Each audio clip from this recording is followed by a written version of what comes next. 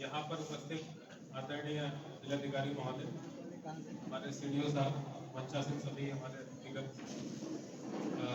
हमारे प्यारे प्यारे बच्चे, यहाँ पर उपस्थित सभी मीडिया बंधु एवं हमारे पुलिस और रेवेन्यू के सारे वरिष्ठ अधिकारी कर्मचारी।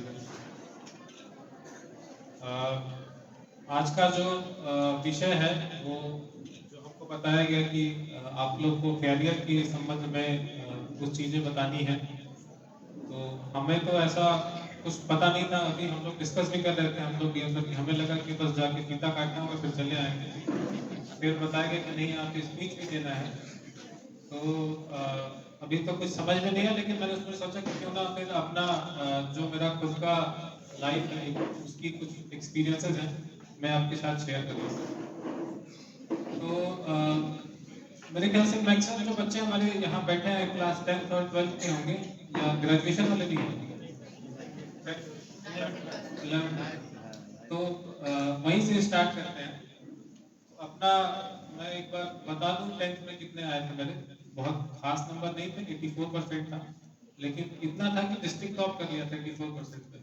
तो ये 2003 की बात है। और इंटरमीडिएट मैंने 10+2 में 81 आए थे, उसमें भी डिस्ट्रिक्ट हमने टॉप कर लिया था। तो जिस बैकग्राउंड से आते हैं वहाँ पे ये जो परसेंटेज है मेरे लिए, ये मतलब उस परपेज में ये जो परसेंटेज थे उस समय और उस रीजन में बहुत ज़्यादा माना जाता था।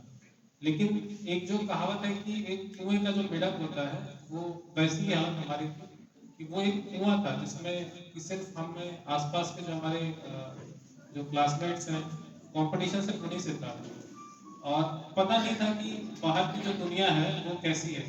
बाहर की जब दुनिया, आप जैसे इस डिस्ट्रिक्ट से बाहर जाओगे या जब अपने आप को आप किसी जो लखनऊ में बच्चे हैं या जो दिल्ली में है, मुंबई में है, जब उनके साथ आप कंपेयर करोगे तो फिर समझ में आता है कि यार अभी संत कबीरनगर में तो बहुत छोटा ही हमने देखा है, बाकी दुनिया बहुत बड़ी है। एक्सपीरियंस में मैं थे जिसमें आगे बस शॉर्ट में बताऊंगा। तो जैसे अमूमन कई यहाँ पे बच्चे होंगे जो कि आईटी की तैयारी कर रहे होंगे, तो उसी क्रम में मेरा भी था कि भाई क्लास 12 के बाद आईटी क्रैक करेंगे, आईटी से फिर ग्रेजुएशन होंगे, उसके बाद बढ़िया एक नौकरी लग जाएगी, फिर लाइफ सेटल हो जाएगी। तो जो आदमी सपने देखता है उतना कई बार सपने टूटते भी हैं और इतना इजी नहीं होता है।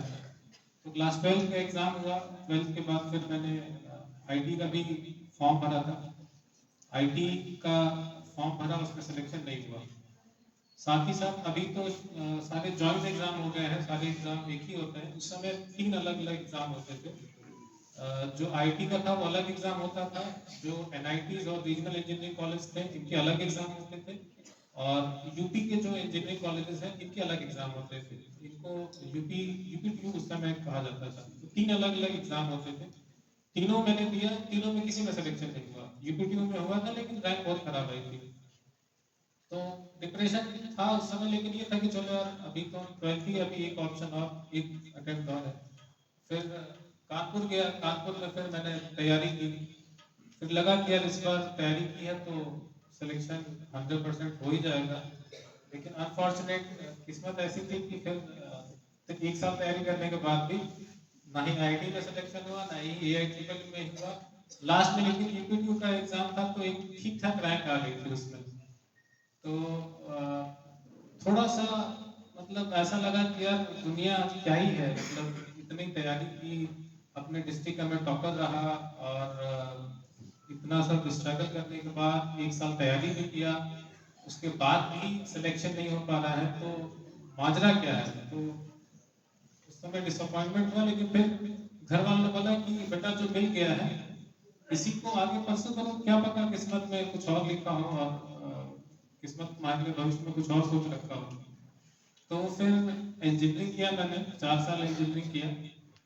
इंजीनियरिंग में होता है कि जैसे थर्ड ईयर जो होता है, थर्ड ईयर में कंपनीज आनी स्टार्ट हो जाती हैं, मतलब जो कंपनीज होती हैं सिलेक्शन के लिए, तो थर्ड ईयर से ही कंपनीज आती हैं। 8 सेमेस्टर होते हैं 4 साल में, 6 6 महीने का एक सेमेस्टर होता है। तो 6 सेमेस्टर में कंपनीज आई। तो मेरा ब्रांच जो था इलेक्ट्रिकल इंजीनियरिंग था। तो मेरे अंदर ये था कि भाई ज्वाइन करेंगे तो इलेक्ट्रिकल इंजीनियरिंग की कोई कंपनी ज्वाइन करेंगे, वरना नहीं करेंगे, क्योंकि 4 साल जब इलेक्ट्रिकल इंजीनियरिंग पढ़ रहे हैं तो फिर दूसरी फॉर्म ज्वाइन करने का मतलब नहीं है। तो हुआ ऐसा कि जितनी भी कंपनीज आई 6 सेमेस्टर में सारी सॉफ्टवेयर की कंपनीज आई, और सॉफ्टवेयर मेरा डोमेन नहीं था। और लगभग 90% जो हमारे कॉलेज के मेरे जो साथी थे सबका प्लेसमेंट हो गया, सबने इंटरव्यू दिया, सबका सिलेक्शन हो गया। अकेले मतलब 2-4 लोग बचे थे जो मेरे जैसे थे कि जिनको था कि भाई नहीं जाना है तो कोर कंपनी में ही जाएंगे, इलेक्ट्रिकल में ही जाएंगे, सॉफ्टवेयर में ही जाएंगे।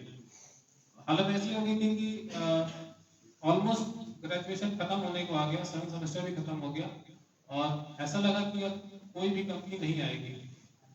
एक दो कंपनी इलेक्ट्रिकल कंपनी की आई भी, और उसमें चूंकि वैकेंसी बहुत कम थी, किसी में 1 सीट थी, किसी में 2 सीट थी, तो उसमें फाइनली सिलेक्शन नहीं हुआ। तो ग्रेजुएशन खत्म होने की कगार पे आ गया, और ऑलमोस्ट 99% जो हमारे साथ के कलीग्स थे सबका किसी ना किसी कंपनी में सिलेक्शन हो चुका था। गिने चुने एक दो बच्चे थे जिसमें मैं भी था, जिनका सिलेक्शन कहीं नहीं हुआ था।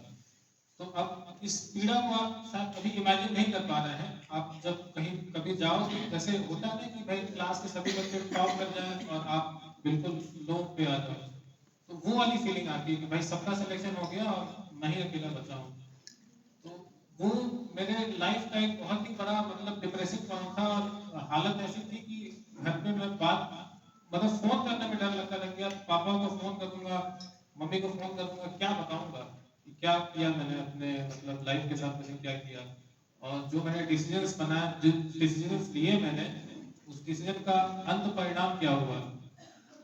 तो फिर भी मैंने एक दिन कॉल किया, और कॉल करने के बाद अंदर से इतना भरा हुआ था कि मैं बोल नहीं